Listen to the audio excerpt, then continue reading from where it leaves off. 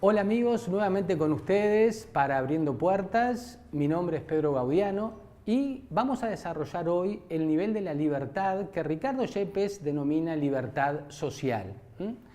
La libertad es algo complejo de captar de una sola mirada y podemos abarcarla desde distintos ángulos, y hoy vamos a focalizar la temática desde el tema de la libertad social.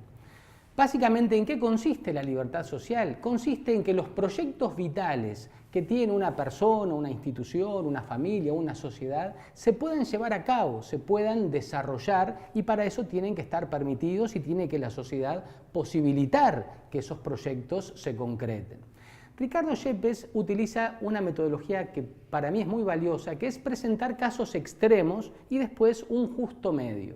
Y él dice, bueno, la libertad social se puede entender en primer lugar por exceso. Algunos dicen, para que haya una máxima libertad social, tiene que haber una mínima autoridad. Porque si yo tengo una autoridad por encima mío, esa autoridad va a oprimir y va a impedirme que yo sea libre. Entonces, a una máxima libertad, una mínima autoridad. Esta propuesta, que algunos la sostienen, denomina Yepes permisivismo o ideología tolerante. Es una tolerancia excesiva, es permitir que cada uno haga lo que quiera y que no haya ningún tipo de autoridad. Desde el punto de vista político, aquí estamos hablando obviamente de la anarquía. Pero hay, y esto desde el mayo 68 en Francia, en el mundo, se ha extendido por todo el mundo. Es una postura muy desarrollada colectivamente. Desde el lado opuesto, la libertad social puede estar por defecto, es decir, un déficit de libertad, una disminución de libertad. La libertad queda permanentemente como anulada y se genera una autoridad que se hace cada vez más potente. A esta postura le llamamos el autoritarismo o los totalitarismos. ¿Cuál es la filosofía de la persona totalitaria? Básicamente piensa de esta manera: yo, autoridad, si dejo que los demás actúen, los demás se pueden equivocar, cosa que es cierto. Entonces, yo, para impedir que la gente se equivoque, me erijo a mí mismo, me transformo en una superautoridad, tratando de marcar todo como debe ser para que se hagan las cosas como yo digo. Entonces, de esa manera, la gente, obedeciéndome a mí, no va a equivocarse. Esta postura paternalista trata al otro como un disminuido, como una persona que no tiene capacidades, como una persona casi que puede ser manejable. Es una postura muy radical y hay distintos tipos de totalitarismos o autoritarismos: la tiranía, las dictaduras. Lo más temido hoy en Occidente, sin duda, es el fundamentalismo y sobre todo el islámico, porque hay un componente religioso que le da una inyección de mucha energía, de mucha fuerza a esta postura radical y totalitaria.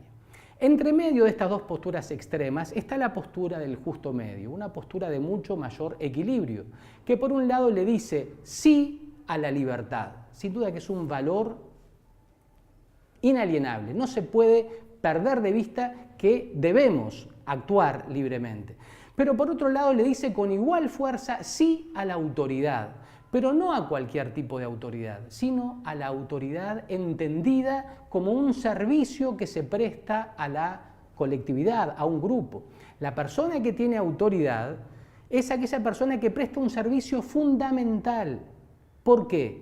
Porque la autoridad la podemos entender justamente como aquella persona que es elegida o que está en un cargo superior tratando de alcanzar una meta, de alcanzar un fin que este grupo de personas por sí solos no la podrían alcanzar. Necesitan de alguien que marque la pauta para organizar a esta comunidad, a este grupo de libertades individuales para alcanzar un fin que por sí solos no alcanzarían. Aristóteles ya decía que el uso de la libertad debe ser una autoridad política y no una autoridad despótica.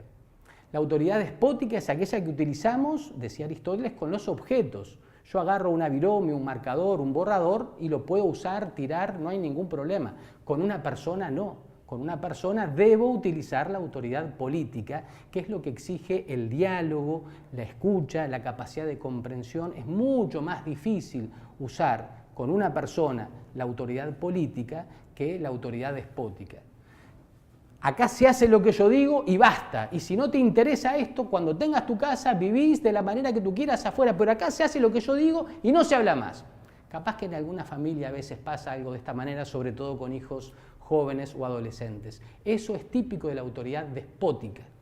Y así no se debe tratar a los hijos. Lo importante es tratar a los hijos con autoridad política, abiertos al diálogo, abiertos a recibir quizás alguna cosa que no nos gusta mucho, pero es fundamental para que se genere libertad social y especialmente desde el núcleo familiar hay que aprender a desarrollar la capacidad de diálogo y de comprensión con los demás.